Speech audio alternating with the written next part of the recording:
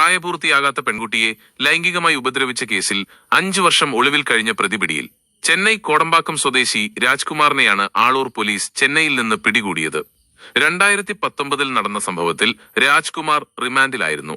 പിന്നീട് ജാമ്യത്തിലിറങ്ങിയ ഇയാൾ കോടതിയിൽ ഹാജരാകാതെ മുങ്ങുകയായിരുന്നു.